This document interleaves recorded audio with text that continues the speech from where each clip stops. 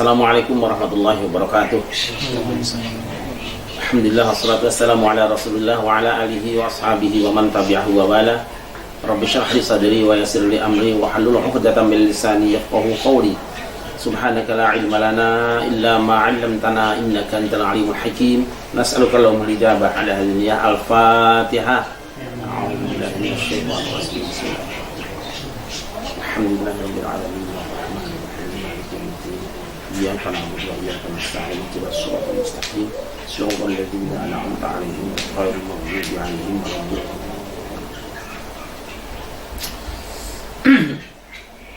Kemarin kita telah membahas tentang al-asma'ul husna, yaitu nama-nama Allah yang baik, dan kita diingatkan oleh firman Allah, walillahil asma'ul husna fad'uhu biha, dan milik Allah lah nama-nama yang baik, maka berdoalah kamu kepada Allah biha, dengan al-asma'ul husna. Karena itu dalam tradisi kehidupan kita, biasanya kalau berdoa kita selalu mendahulukan penyebutan nama-nama Allah. Misalnya Allahumma ya Ghaniyu ya Hamidu ya Mubdi'u ya Mu'id ya Rahimu ya Wadud, baru aghnina bihalalika an haramik, dan seterusnya.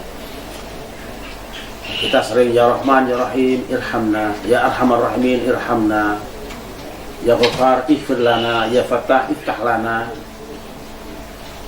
Nah, itu semua adalah mengikuti perintah Allah di dalam Al-Quran, karena dengan menyebut nama Allah terlebih dahulu, dengan menguji nama Allah terlebih dahulu, kita telah membuka pintu untuk diijabah doa kita. Kali ini kita akan membahas tentang nama Allah Ar-Rahman dan Ar-Rahim. Mudah-mudahan cukup. Kalau tidak cukup, kita cukupkan Allah saja. Para ulama berbeda pendapat tentang lafzul jalalah, yaitu Allah. Apakah dia mustaq atau jamid? Yang dimaksud dengan jamid itu ya satu kata yang dari sononya begitu. Nah, sedangkan mustaq itu terambil dari satu kata yang lain, itu mustaq. Dalam bahasa Arab kita mengenal ada istilah mustaq itu karena memang di antara keindahannya adalah bahwa bahasa Arab itu hampir semua kata itu ada asalnya dan bisa dirunut asal katanya apa. Misalnya kita bertemu dengan orang yang namanya Mansur, itu asal katanya ada nasoro yansuru nasron wa mansurun fahuwa nasurun wa dzaka mansurun. Jadi nasir dengan mansur itu, nasron, nasir dan mansur itu memiliki akar kata yang sama, yaitu nasoro. Nah, bagi orang yang tidak pernah mempelajari bahasa Arab mungkin tidak akan tahu bahwa mansur dengan nasir, nasron itu memiliki akar kata yang sama, asalnya sama, derivatnya sama. Misalnya ada namanya Mahmud atau Hamid, itu asal katanya Hamidah Yamadu, kesannya sama, Hamidun Mahmudun. Terus ada juga namanya Miftah misalnya, itu Fatah Yaftahu, sama dengan Fatih, Maftuh, Miftah, memiliki asal kata yang sama. Nah, satu kata yang berasal dari kata tertentu itu namanya adalah mustaq. Persoalannya sekarang ada kata Allah. Apakah Allah itu jamid, asal katanya dari sana tidak ada, atau dia mustaq terambil satu kata? Nah, para ulama terbagi menjadi dua di sini. Di antara mereka ada yang mengatakan bahwa lafaz jalal itu adalah jamid, memang asal katanya dari sana seperti itu. Tidak ada asal katanya dari kata apa, tidak ada. Di antara mereka adalah Al-Imam Asy-Syafi'i, Al-Ghazali dan lain sebagainya. Mereka mengatakan lafzul jalal itu adalah satu kata yang memang jamid dari sana. Tetapi yang lain mengatakan bahwa lafaz Allah itu berasal dari satu kata. Dia mustaq. Asalnya dari apa? Yang paling masyhur adalah berasal dari kata al-ilahu. Ilahu. Al-ilahu, kemudian ada yang diidghamkan dan ada yang dibuang. Jadi al-lahu. Apa makna al-ilahu? Atau dari mana dasarnya? Mereka mendasarkan bahwa kata Allah itu berasal dari kata ilahun atau al-ilahu, itu ada padanannya dalam Al-Quran. Misalnya dalam surah Al-A'raf, di mana Allah mengatakan wa qala al-mala'u min qaumi fir'auna atadharu Musa wa qaumahu yufsidu fil ardi wa yadharuka wa alihatak. Dan sekelompok orang dari kaumnya Fir'aun mengatakan, wahai Fir'aun, adakah engkau akan membiarkan Musa dan kaumnya itu menciptakan kerusakan di muka bumi dengan ajaran barunya. Wa yadharuka, dan meninggalkan engkau, wa alihatak, dan Tuhan-Tuhan engkau. Alihatak di sini adalah patung-patung atau berhala-berhala yang diletakkan di beberapa tempat. Ketika orang akan menyembah Fir'aun, maka sujudnya mereka menghadap kepada alihat tadi, patung-patung tadi. Jadi mungkin istilahnya agen-agennya Fir'aun atau Tuhan-Tuhan kecilnya. Nah, bacaan ini kemudian oleh sebagian qori, oleh banyak qori dibaca dengan wa ilahatak, bukan wa alihatak. Kalau kita tulis kira-kira begitu. Bacaan wa alihatak. Ada yang baca wa ilahatak atau wa ilahatak. Wa ilahatak dan atau wa ilahataka. Asalnya wa alihataka. Artinya bagaimana? Wahai Tuhan Fir'aun, apakah engkau akan membiarkan Musa dan kaumnya menciptakan kerusakan di muka bumi dan meninggalkan engkau wa ilahatak, dan meninggalkan penyembahan pada engkau, tidak menyembah engkau lagi. Ilahatak itu penyembahan. Al-Quran juga ada mengatakan wa huwallazi atau fis samai ilahun wa fil ardi ilahun. Dialah Allah yang di langit itu dia ilah, di bumi juga dia ilah. Sekurang-kurangnya dua model argumen ini, ada dari qiraat dan ada dari teks ayat, mengindikasikan bahwa lafaz Allah itu berasal dari kata al-ilahu. Lafaz Allah asal katanya adalah ilahun atau al-ilahu. Ini dia nih. Tadi saya sudah sampaikan bahwa ada yang mengatakan jami, itu sudah selesai. Sekarang ada mushtaq. Kalau mushtaq yang masyhur diambil dari al-ilahu. Kemudian menjadi al-lahu. Apa makna al-ilah? Kalau melihat pada ayat tadi, makna wa ilahatak adalah wa ibadataka.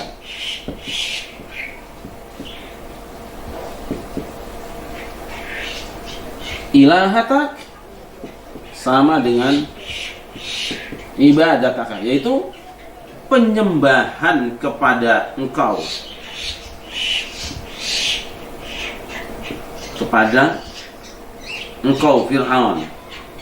Oh, kalau begitu berarti lafaz ilahun, lafaz Allah ya, maksud saya lafaz Allah itu artinya adalah al-ma'bud, yang disembah. Lafaz Allah itu artinya adalah yang disembah. Nah, kalau dia berasal dari al-ilah, Allah dengan al-ilah, bagaimana ketika dua kata ini berkumpul dalam satu kalimat? Dulu kita pernah mendengar ada kajian di Paramadina yang menerjemahkan la ilaha illallah. Ilah itu Tuhan, ya. Ilah itu Tuhan, tak kecil. Dan Allah juga al-ma'bud, yang disembah itu siapa? Ya Tuhan. Jadi diterjemahkan tidak ada Tuhan kecuali Tuhan. Tapi Tuhan yang pertama T kecil, Tuhan yang kedua T besar. Ribut Indonesia. Kenapa ribut? Yang ngajinya nggak pernah ngaji.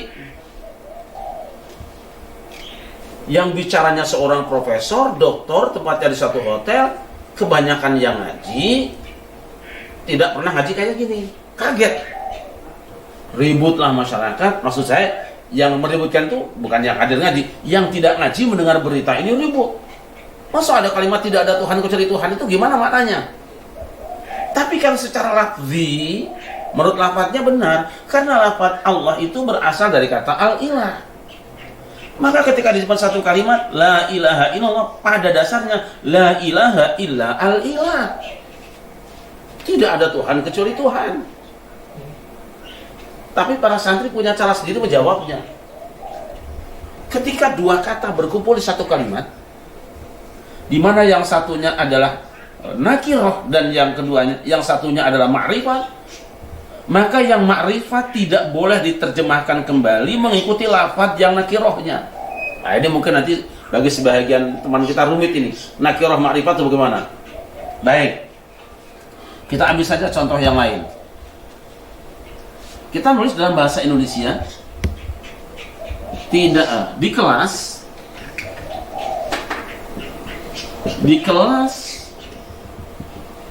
tidak ada guru kecuali Pak Ustadz.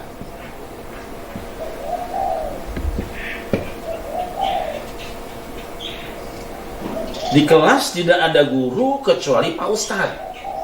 Ketika orang mendengar kalimat ini pasti akan tahu bahwa yang ada di kelas hanya satu orang, yaitu guru agama.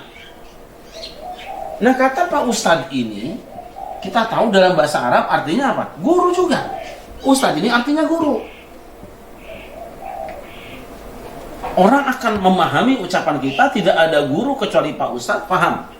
Tapi kalau kalimah Ustadz atau kata Ustadz diterjemahkan ke aslinya ke dalam bahasa Indonesia, tidak ada guru kecuali Pak Guru. Ini kacau. Maka kata Ustadz ini jangan diterjemahkan ke dalam bahasanya kembali. Dia harus dimakrifatkan, menunjuk kepada satu zat, tidak kepada kalimat umum. Itu namanya makrifat. Guru di sini nakiro, di sini sudah jadi makrifat. Pun kalimat tadi ini, la ilaha illallah, tidak ada Tuhan kecuali Allah. Allah itu artinya Tuhan memang menurut bahasa ini, menurut sekelompok ini. Kalau kita terima bahwa Allah itu asalnya ada al-ilah yang artinya Tuhan, tapi tetap dia jangan diterjemahkan tidak ada Tuhan kecuali Tuhan. Ini sudah ngaco seperti ini. Nah, cuma karena saya kan masih muda, mahasiswa mau protes juga tidak bisa, nggak ada pengajian. Kalau sekarang mungkin masih bisa. Dari mana dasarnya kita bisa memberikan kajian seperti ini? Lihat di Quran. Al-Quran menyelesaikan semua apa yang kita bicarakan dan tidak usah mencari yang lain, ada di situ.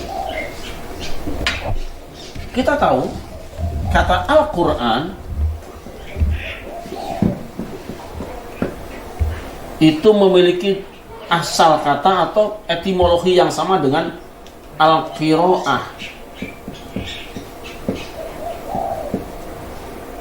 Jadi kata qara'a yaqra'u, jadi qara'a yaqra'u qira'atan Qur'anan. Jadi Qur'anan qira'atan, nanti di sininya iqra'. Qara'a telah membaca, yaqra'u sedang dan akan membaca, qira'atan bacaan, Qur'anan juga bacaan. Jelas? Quran dan qira'ah memiliki asal kata yang sama, mushtaqnya sama. Kemudian kita baca Quran. Di dalam Al-Quran ada ayat faqra'u ma tayassara minal Qur'ani. Faqra'u ma tayassara minal Qur'ani. Baik, faqra'u asalnya juga iqra'u dari qara'a. Kata Al-Quran juga asalnya dari qara'a. Lalu kita terjemahkan menggunakan bahasa asalnya. Bacalah olehmu yang mudah dari bacaan. Bingung lah. Sholat malam, bacalah olehmu yang mudah dari bacaan. Jangan kacau. Kenapa begitu? Ya iqra'u kan qara'a asalnya. Al-Quran juga qara'a. Al-Quran artinya bacaan, iqra'u bacalah. Terjemah aslinya seperti ini.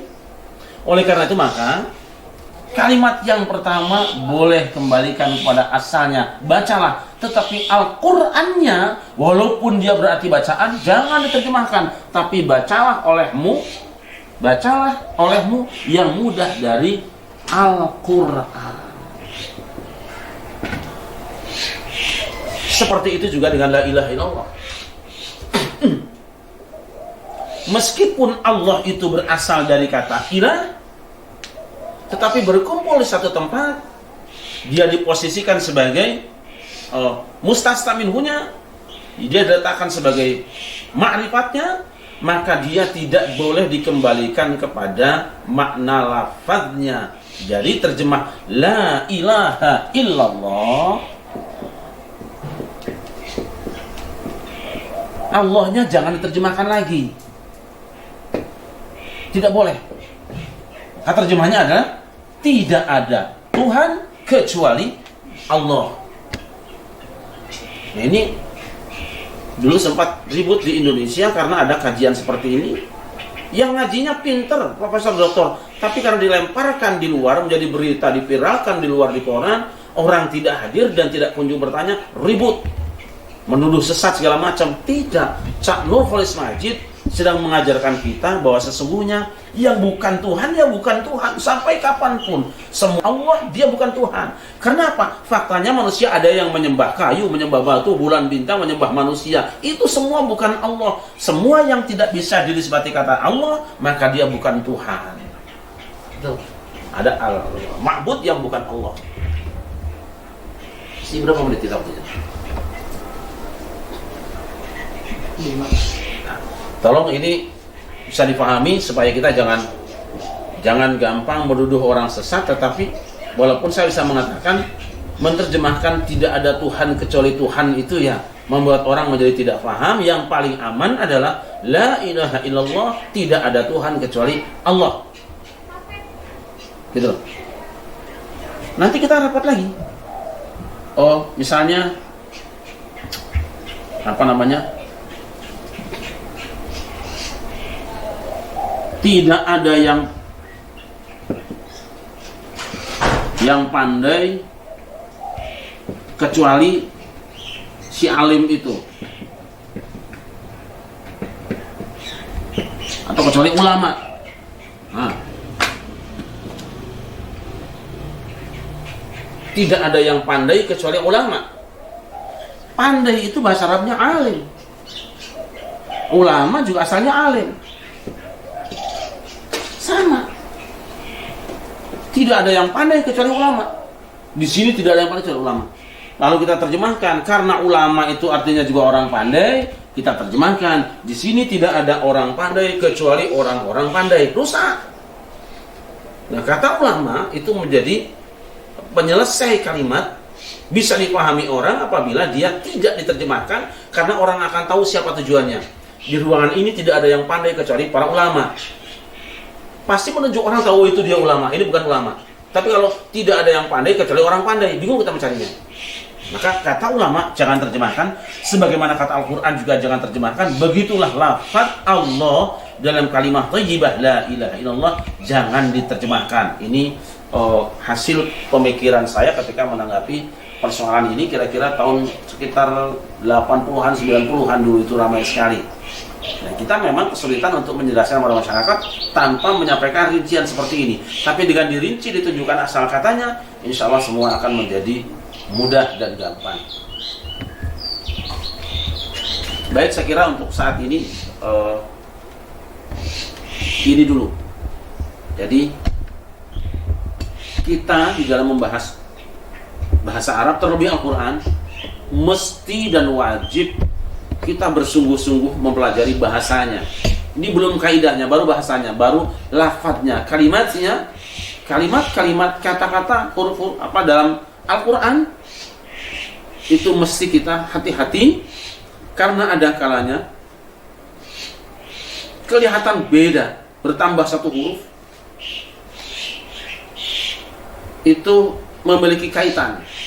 Sering saya sampaikan bahwa di dalam bahasa Arab itu, terutama Al-Quran, apabila ada satu kata menyerupai di tempat yang lain, tapi katanya menyerupai, itu mesti ada kesamaan sifat atau karakter. Misal gini, kita bicara bahasa Arab, kata 3 huruf saja, nahrun, nun, ha, ro, itu artinya sungai. sesuatu yang mengalir. Naharun itu artinya siang. Di Quran ada fala tanhar, amma yatima fala tanhar, wa amma sa'ila fala tanhar. Meskipun tempatnya berbeda, pasti dia memiliki kesamaan. Ada sisi-sisi kesamaan. Kenapa sungai mengalir? Kenapa siang disebut dengan naharun, sesuatu yang mengalir? Karena di siang hari energi matahari mengalir. Kenapa ketika kita bentak orang, fala tanhar, jangan hardik orang. Orang tua kan, fala taqul lahuma uffin wa la tanharhuma. Jangan kamu menghardik keduanya. Kata tanhar itu, menghardik itu mengalir. Kenapa? Karena ketika orang menghardik, darah emosinya, darahnya mengalir, dan orang yang dihardik biasanya akan lari mengalir dia. Nah, seperti itu dalam bahasa Arab. Jadi hati-hati kalau kita berbicara bahasa Arab. Kayak kemarin itu, corona katanya, wakorna, bahaya sekali. Wakorna itu wawunya itu ataf. Jadi asalnya bukan wakorna, tapi yang tidak tahu corona. Wakorna, kor itu, korna, nunnya itu kembali kepada nun niswah, yaitu kepada istri-istri Nabi. Korna, asalnya ada nunnya itu. Dan maka hati-hatilah sekali lagi kalau kita ngomong Al-Quran, terlebih Al-Quran, kita waspada. Sebaiknya kita baca kitab terlebih dahulu supaya apa? Supaya mengerti sisi-sisi kekurangan kita dan keindahan Al-Quran. Selamat menunaikan berbuka puasa. Mudah-mudahan ibadah kita hari ini diterima oleh Allah Subhanahu wa taala. Assalamualaikum warahmatullahi wabarakatuh.